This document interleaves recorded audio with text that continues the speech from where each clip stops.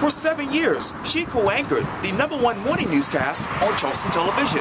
But in 1998, Andrea Ferguson left the business. I talked to her about that and much, much more for this special edition of Quintin's Posters. Well, you know, Andrea, a lot of Charlestonians haven't seen you in a while. Well, it's been a while. Yeah. A long while. Yeah, 1998 when you left Channel 5. Right. Tell me, how are you? Well, busy. Done a little traveling with my husband, and we just moved into a new house, so we've been working on that for a year. Yes. Finally finished, I might add, more or less. That is awesome. And you were at Channel 5 for 7 years. Take me back down that particular road. How difficult was it to leave that station? Well, you know, there's a time for everything. There's a time, there's a pattern, and I still watch Channel 5. Still my favorite news program. Really? And yeah, Bill, you know, gee, some of the people are still there. Still there? Yeah.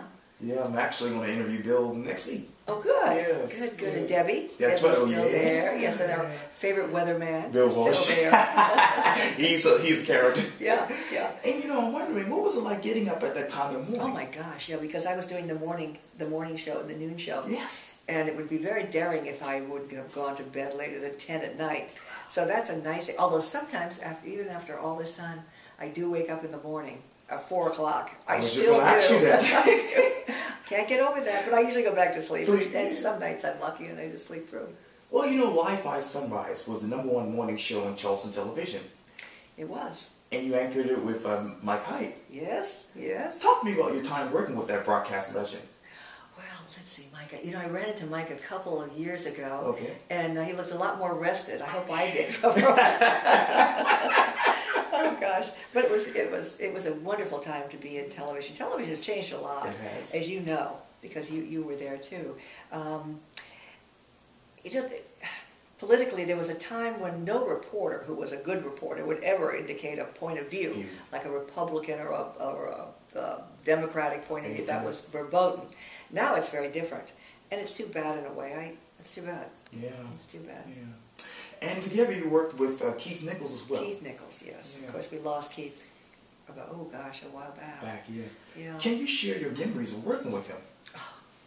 He was like a little puppy dog. He could have a rough exterior, but underneath you knew that he was always very sweet and sweet. That was a word. You wouldn't necessarily glean that maybe from watching him, but he was a very kind, sweet person. Yes. And he loved his daughter. In fact, when she was married, she came down and took photographs in our yard. We lived at the time down by the water. Right. So, in our garden. Yeah. Yeah, I miss him. Me too. Yeah. Then it was midday with the late Charlie Hall. Yes. Gosh, a lot of people have died. I know, unfortunately. Charlie quit. That was years ago, though, that you quit Charlie. 97? Yeah, that was February of 97. Was it February of 97? Yeah. Well, he was a legend. Speaking to a Yes. true legend, Yes. my goodness. Yes. Oh, my goodness. Yes. And weather forecasting, it's a lot easier to be right these days, isn't it? Yeah.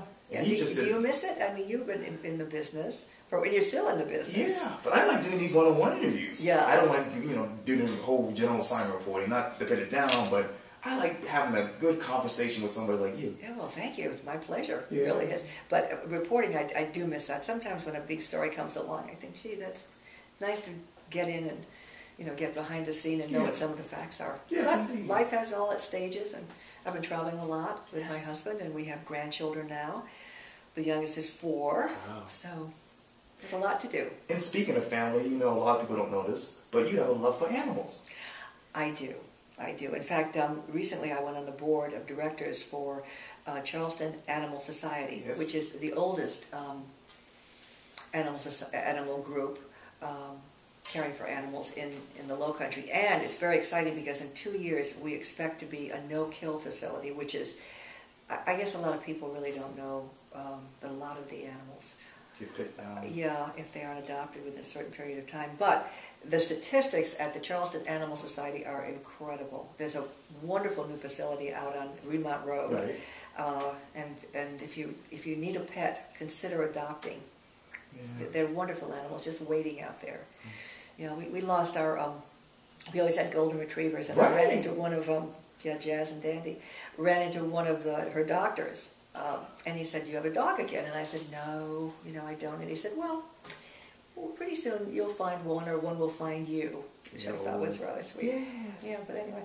And so I've been doing some community work since I was on the board of the CYDC, which is Charleston Youth Development Center, which is an outgrowth of the old Charleston orphanage. Sure. And they deal with young people, very young people, or really just days old, or older people, older children, if you will. And let's talk about family for a moment. A lot of people didn't know this, and some do. But your daughter, former Channel 5 reporter, man. Yes, she was awesome. Right. Thank you. She still is. Yes. She went on to work in Charlotte for the ABC affiliate, and then I think she was in the business 10 years. But what happened was, Mandy said she just got tired of the pace and whatever. She was a good reporter. She was a very good reporter, yeah. And the next move would have been a really good one. She could have earned some decent money. But anyway, she's now living in Nantucket with her husband and having a wonderful life up there. So. And let's go back down memory lane. How does she find television? I think we've had conversations about it and how different it is, and perhaps not always for the better. I hate to sound like someone who's been there and done that and thinks nothing is ever as good as it was. But I think the point of view that broadcasts have or networks have is unfortunate. Yeah, and Mandy agrees with that, yeah. And then my other daughter, Liberty, youngest child, who has my grandchild, the only I have 4 grandchildren. The only children my children have had was one 6-year-old, Callie. Wow.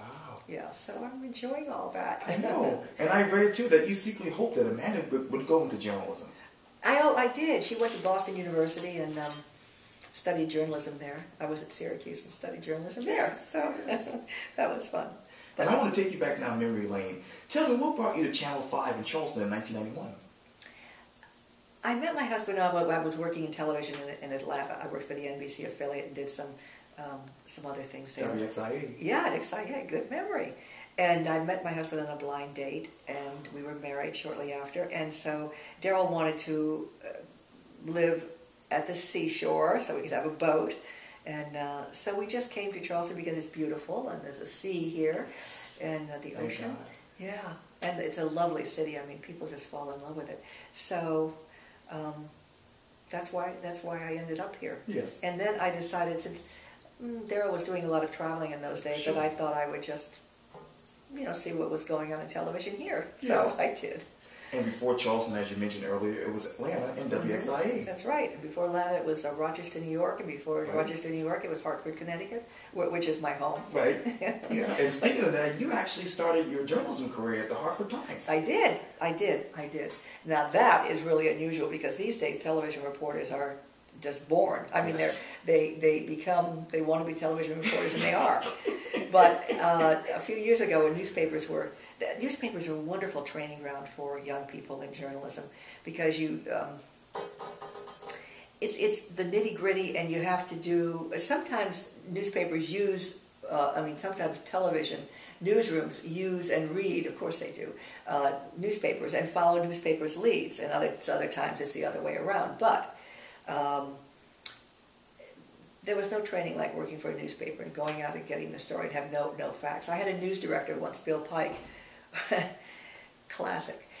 He would come up and he'd give you a sheet of paper with a telephone number on it, and he'd say, "I want something for the noon, the noon deadline." Not another word. You don't know if that's a dead body, if it's the police, or if it's a tax scheme or whatever. Right. But you grow. You sink or you swim in the newspaper world. Yes, indeed. Yeah. And this is something I like to do. But finish these sentences for me. Okay. Growing up in Hartford was a wonderful place in those days. It was a very prosperous city. It was an insurance capital for a while. That's right. But now it sort of fell on bad times, and it's more challenging to be there. But it's wonderful. It's beautiful. You have mountains, and you have the sea, and you're on the East Coast, and it's a lot of pluses. Yes. Syracuse University was good preparation. Yes. Good preparation. Yeah, journalism is. It is, for a lot of things. Getting on in life and getting something you want, and you have to figure out how to get it, which is usually the story. or something else, but it prepares you well. Yes. It can break your heart too, because sometimes you're beaten out and that's hard to learn as a young person. But it's good to learn, or mistakes, and we all make mistakes. Oh yeah, all the time. Yeah, and they can be very costly in the media. Sure, yeah. We've seen that happen before. Yes, we have. Andrea Ferguson is enjoying the interview right now. I like that. I love it. Well, we know that you love dogs and you love traveling. But what is something else that people don't know about you? Lately I've been very interested in the past few years in preservation of Civil War battlefields. There's a group called Civil War Trust, and that's the umbrella for a lot of things. And if we don't understand history, what is the quote? If you don't understand it, or you will repeat your mistakes, whatever. Yeah. But it's very important for young people, I think, and old people, middle-aged people, to understand the history of our country and how we got to be where we are. There are a lot of pitfalls along the way. Sure. And right now, a lot of these historic battlefields are roads, highways. Not so. In the recent past, the Civil War Trust fought back a move on the part of a casino Right. that wanted to locate on the battlefield of Gettysburg, Right. which is hallowed ground. A lot of people died, as we well know, 600,000. So I'm interested in that too, and life is just wonderful, and I'm enjoying it. And speaking of that, let's talk about your future. You have been a journalist. You travel a lot. You're a grandmother. But what's the next chapter for you? You sound like my mother, who always wanted me to write a book. And I took some classes at the College of Charleston after I retired, and did some creative writing. Creative writing is very, very different from the kind of writing you and I know. Yes. Journalism. And I really wasn't very good at it. Okay. I mean, it was very challenging. I got good grades, but I have a great deal of respect for people who write books. Okay. Fiction. Yes. Fiction. I think it's easy to write the kind of things that we do. Right. But fiction is very different. So I might do that. Yeah, that is awesome. Well, Andrea Ferguson, it was such a pleasure seeing you again. Well, it's good to see you. Thank you. Very well, it definitely was. Thank you.